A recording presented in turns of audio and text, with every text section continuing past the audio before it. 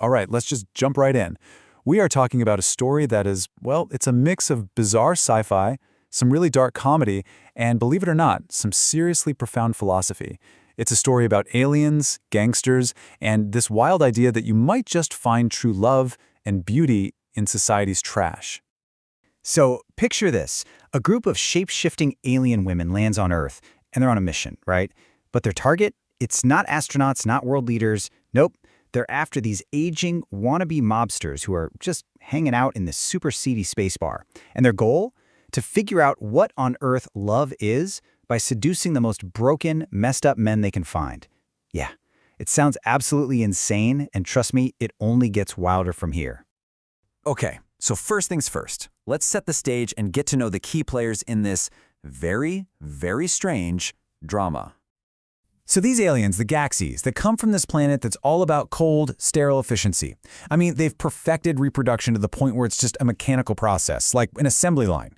But in doing that, they've lost something huge. You know, love, passion, real connection. It's all just gone. And it's left this giant emotional black hole in their entire society. And you know, this isn't even their first rodeo. The Galaxy females tried this before and, well, they failed. Like spectacularly failed at wooing what they called magical Earth girls. So now, the females are taking a totally different tack. Their mission is called the Great Excavation, and it's much more strategic, almost like an anthropological deep dive to decode what human love is all about. So that brings us right to their mission, and, more importantly, their really, really unusual choice of romantic partners. Yeah, the Great Excavation is pretty much exactly what it sounds like. The Gaxie females are frantically digging through Earth's old digital archives. You know, poetry, cultural records, literally anything they can get their hands on that might hold the secret to this weird emotion. They're basically archaeologists of the heart, sifting through our cultural junk drawer, looking for that tiny little ember of human love. But why these fake gangsters? Why the loserest of losers? Well, get this, it's biological. The Gaxies are literally hardwired to seek out the most regretful souls they can find. They have this belief that true human love isn't found in perfection, but in total brokenness. See, guys who are just wallowing in their own failure, they radiate this desperation that acts like a beacon. And they believe that's where the ember of love is hiding, and that their species' survival actually depends on finding it. So how in the world do they plan on getting close to these guys? You're not going to believe this. Their entire strategy comes from a super unlikely source. An old episode of Star Trek. Seriously. They watched a piece of the action. You know, the one where Captain Kirk lands on that planet of 1920s-style alien gangsters, and to survive and finish his mission, he has to become one of them. He has to perform the role. For the Gaxies, this was a total light bulb moment. And that one insight leads them to this brilliant three-step plan. Step 1, analyze human culture. You know, really grok it, deeply understand our media. Step 2, they start applying human theories of performative identity to figure out that masculinity itself can be just a performance. And then step 3, adopt the mask. They use their shape-shifting powers to perfectly mirror their targets and get right inside their world. All right, now let's shift gears a little. We've talked about the what, so let's get to the why. Because this isn't just some quirky sci-fi plot, there's a surprisingly deep philosophical idea beating right at the heart of this entire story. And this really is the central question of the whole thing, isn't it? Why would the secret to the most powerful emotion in the universe be hidden away among society's outcasts and total rejects? Well, the answer, weirdly enough, comes from the philosopher Slavoj Žižek.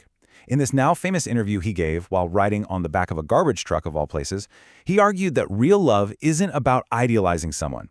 It's the total opposite. It's about seeing all of a person's flaws, their failures, their ugly points, and loving them anyway. It's about finding perfection in the imperfection itself. And he doesn't just stop with people. Žižek takes this exact same logic and applies it to ecology. He says, you know, a true environmentalist doesn't love some fantasy of a pure, untouched nature. No, a true ecologist has to love the world as it actually is, a messy, complicated reality, including all the trash and the pollution we've created.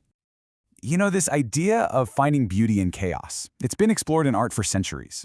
There's this 19th century woodcut by Hokusai that shows papers just scattering in the wind.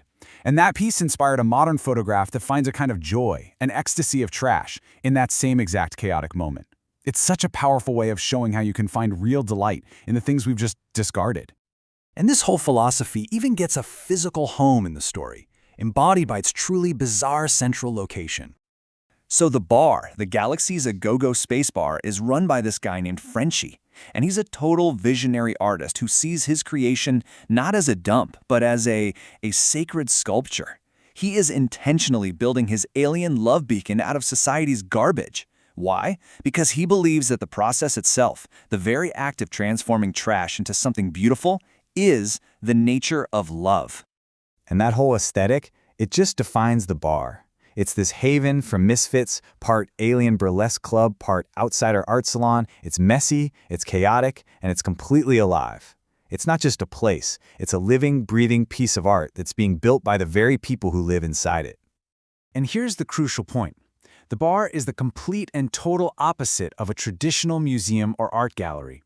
Instead of being the static, quiet space for passive observers, it's a living, mobile workshop where the audience actually becomes an active co-creator in the whole thing. The entire philosophy of the place is rooted in this tradition of outsider art, or art brut. This is art made by people without any formal training, and it comes from this raw, unfiltered, deeply personal place. The bar celebrates that kind of spontaneous creativity over some polished, academic idea of perfection. It's like a living workshop for the soul. Okay, so let's try and tie all of these wild threads together. The aliens, the gangsters, the philosophy, the art, and figure out what the ultimate takeaway from this story really is. Frenchie's whole process of building beauty from junk, it directly echoes this incredible line from the poet Walt Whitman. The idea is that the act of creating, of giving love and care to something, even if that something is just trash, is its own reward. The love you put out into the world, it comes back to you most of all. And this is really the core theme, and it's reinforced by this surprisingly powerful insight from, of all places, an academic journal. The world gains luster as it falls apart. There's this unique and profound beauty, a luster, that you can only find in things that are decaying, imperfect, and falling apart. It's a kind of beauty that pristine perfection can just never have. So when you boil it all down, the entire sci-fi story of the Galaxies is really a vehicle for a much deeper message. In a world that so often feels dominated by performance, by filters, by what some people call post-truth, well, finding something real and authentic requires us to do something pretty radical. We have to stop chasing perfection, and instead learn to embrace the messy, the flawed, and even the trashy parts of ourselves, our world, and our relationships. And that leaves us with one final big question to chew on. In a world that feels like it's built on performance, a world that's filled with trash, what does it even mean to truly love? The answer, as this wild story suggests, might just be found in the garbage.